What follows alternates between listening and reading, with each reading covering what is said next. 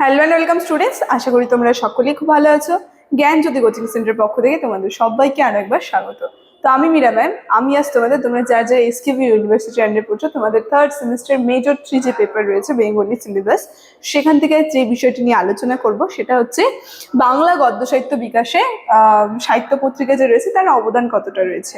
এর আগের দিন ক্লাসে কিন্তু এই পত্রিকা থেকে আরেকটি ক্লাস আমি আলোচনা করেছি, সেটা না দেখে থাকলে অবশ্যই আগে সেই ক্লাসটা দেখে নেবে, তারপরে কিন্তু এই ক্লাসটা দেখবে, তাহলে তোমাদের একেবারে কনসেপ্টটা ক্লিয়ার হয়ে যাবে। ঠিক আছে? ক্লাসটির আলোচনা শুরু করার পূর্বে আগে তোমাদের সঙ্গে খুবই একটা গুরুত্বপূর্ণ ইনফরমেশন আমি জানিয়ে দিয়ে যাই। তোমরা যারা যারা ভাবছো আমাদের সঙ্গে এই সেমিস্টারে অনলাইন ক্লাস বা নোটসের জন্য যোগাযোগ করবে, তাদেরকে বলে দিই আমাদের সঙ্গে যোগাযোগ করতে হলে দেখো নিচে দুটি নাম্বার দেওয়া আছে এখানে। এই নাম্বার দুটি হচ্ছে আমাদের Gyan Jyoti coaching centre official helpline number. যে কোনো একটি নাম্বারের মধ্যে কল করে কিন্তু তোমরা আমাদের সঙ্গে যোগাযোগ করে নিতে পারবে সেই অনলাইন ক্লাস বা নোটসের জন্য।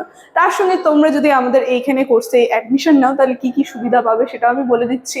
দেখো, এখানে তোমরা লাইভ ক্লাসেস পাবে, তার সঙ্গে রেকর্ডেড ক্লাসেস পাবে, হাই কোয়ালিটির নোটস পাবে, 100% কমন সাজেশন কিন্তু তোমরা এখান থেকে পেয়ে যাবে। ঠিক আছে? তো এইটাই তোমাদের ইনফরমেশন জানানোর ছিল। তাহলে ক্লাসের আলোচনা আমি চলে যাচ্ছি একেবারে। দেখো,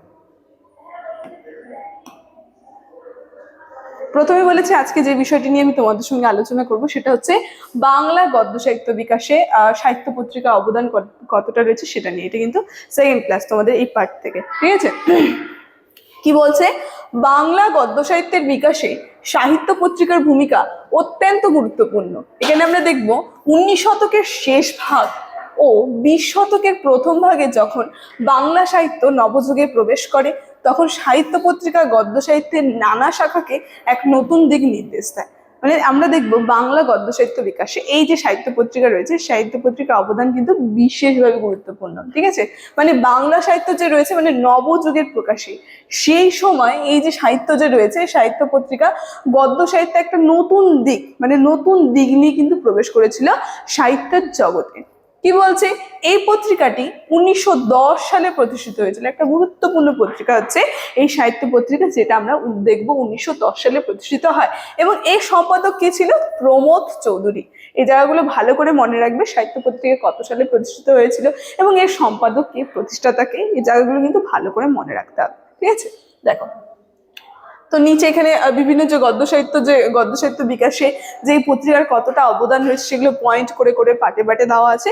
আমি কিন্তু পয়েন্ট ধরে ধরে তোমাদের সঙ্গে আলোচনা করবো এবং বুঝিয়ে দেবো। ঠিক আছে? দেখো, প্রথম পয়েন্টে আমরা চলে যাই, গদ্যের ভাষায় নবীনতা আনা।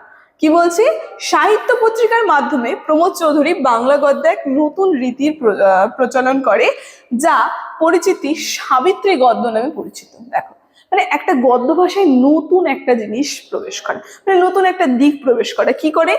এই যে সাহিত্য পত্রিকা, এর মাধ্যমে প্রমোদ চৌধুরী যে রয়েছে সাহিত্য পত্রিকার সম্পাদক, তিনি কি করে, বাংলা গদ্য সাহিত্য যে রয়েছে সেখানে একটা নতুন রীতির প্রচলন করেন। যে রীতি আমরা দেখবো সাবিত্রী গদ্য নামে কিন্তু পরিচিত। এটা একটা নতুন রীতি কিন্তু চলে আসে বাংলা গদ্য সাহিত্যের মধ্যে, যেটা কে করে, সেটা হচ্ছে প্রমোদ চৌধুরী।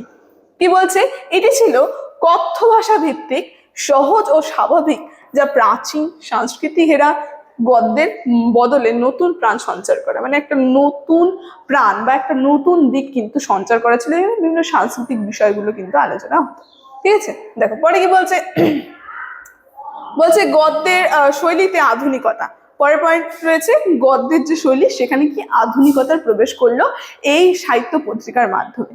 সেটাই বলছে, এই পত্রিকা প্রবন্ধ, তার সঙ্গে সমালোচনা, গল্প, উপন্যাস সব ক্ষেত্রে আধুনিক চিন্তাধারা ও বিশ্লেষণধর্মী গদ্যের বিকাশ কিন্তু ঘটে। মানে এর মাধ্যমে একটা আধুনিক চিন্তাধারা, ঠিক আছে, বিশ্লেষণধর্মী চিন্তাধারা এর কিন্তু প্রকাশ ঘটতে থাকে এই গদ্য সাহিত্যকে কেন্দ্র করে। ঠিক আছে?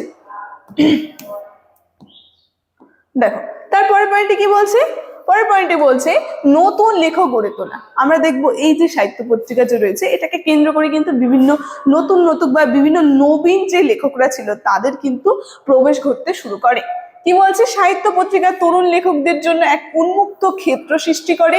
এখানে রবীন্দ্রনাথ ঠাকুর, তার সঙ্গে প্রমোদ চৌধুরী, তারপরে সজনীকান্ত দাস, তারপর রয়েছে অতুল চন্দ্র গুপ্ত, মোহিতলাল মজুমদার প্রমুখ লেখা প্রকাশ পেতে থাকে। তাহলে বিভিন্ন যে নবীন নবীন বিখ্যাত যে যারা ছিল লেখকরা, যেমন রবীন্দ্রনাথ, তারপরে প্রমোদ চৌধুরী, তারপরে হচ্ছে অতীল চন্দ্রগুপ্ত, মোহিতলাল মজুমদার, এরা বিখ্যাত বিখ্যাত লেখকদের যে লেখাগুলো এই সাহিত্য পত্রিকার মধ্যে প্রকাশ হতে থাকে, যার ফলে দেখবো আমরা বাংলা গদ্য সাহিত্য কিন্তু অনেকটা বিকাশ করতে শুরু করে।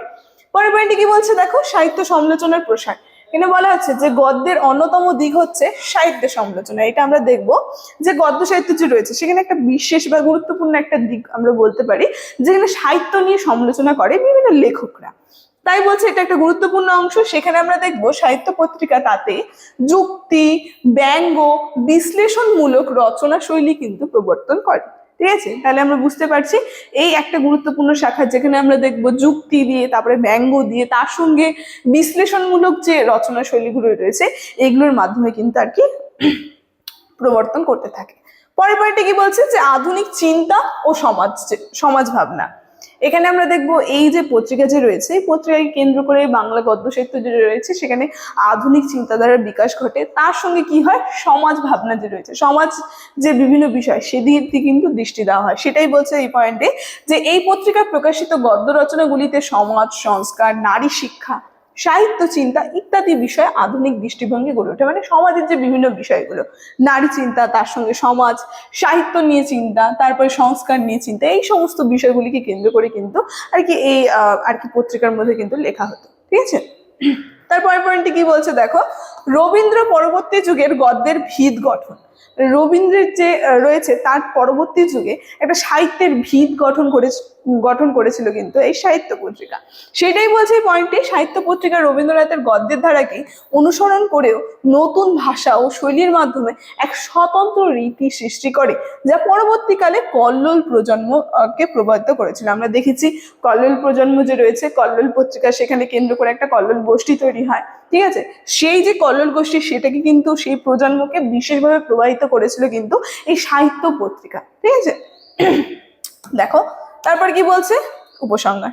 যে কয়টি পয়েন্ট নিয়ে আমি বললাম, সব শেষে উপসংহারে আমরা বলতে পারি যে সাহিত্য পত্রিকা বাংলা গদ্য সাহিত্যকে সহজ, স্বাভাবিক, তার সঙ্গে রসাত্মক, বিশ্লেষণধর্মী ভাষার প্রচলন ঘটিয়ে নতুন যুগের কিন্তু সূচনা করেছিল। মানে একটা আধুনিক যুগ যে রয়েছে, এই আধুনিক যুগের সূচনা করেছিল কিন্তু এই সাহিত্য পত্রিকা। তাই বলছে, তাই বাংলা গদ্য সাহিত্য বিকাশে সাহিত্য পত্রিকার ভূমিকা এক যুগান্তকারী অধ্যায় হিসেবে বিবেচিত। তাহলে এই সাহিত্য পত্রিকার কতটা অবদান রয়েছে বাংলা গদ্য সাহিত্য বিকাশে, সেটাকে কিন্তু আমরা অস্বীকার করতে পারি না। ঠিক আছে, তো আজ এই বাংলা গদ্য সাহিত্য বিকাশে সাহিত্য পত্রিকার অবদান কতটা সেটা নিয়ে ক্লাসের আলোচনা আমার এতটুকুন ছিল। আলোচনার বিষয় আমি এখানেই শেষ করছি। ইনফরমেশন আমি ক্লাসের শুরুতে আলোচনা করে দিয়েছি। তাহলে আজকের ভিডিও এখানেই থাকছে। ভিডিওটি শুরু থেকে শেষ অবধি দেখার জন্য থ্যাংক ইউ।